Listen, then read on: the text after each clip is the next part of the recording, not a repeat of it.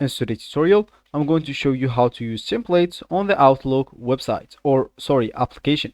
So first of all, of course, if you have the Outlook application on your PC or desktop, all you need to do is just go and open it up.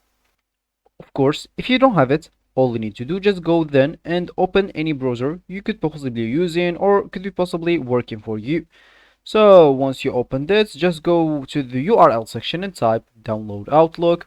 Hit the first link or hit the enter button, then the first link, and start downloading it. Of course, it will be like any other download. You must have been like already downloaded an application. So of course, just follow the instructions of downloading any application, like maybe you did before. And once it's downloaded to your PC, you will need to install it and open it. Once it's opened, they will ask you to log in into your account. If you don't have an account, this will not be a problem. You can just go and create one from their website. Or even if you have an option there, just go and create one from there.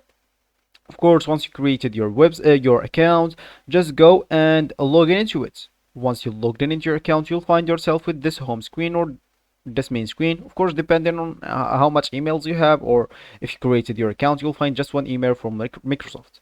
And of course, as I said in the beginning of the video, you would like to use templates on Outlook.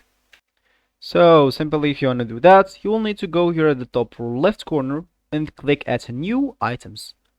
From here, you would like to choose more items from here. And now you would like to choose form. Right here, just go and click on it. And as you can see, you will have here a lot of templates. You'll have appointments, contact, distribution list, journal entry. Just go and choose whatever you want, and once you done, you can like just go here and click at open, and as you can see, it will open for you the template of what we choose. I guess we choose task, and of course you can just go and open another one if you didn't like this one. You can just do the same, and of course you can like do and open appointment.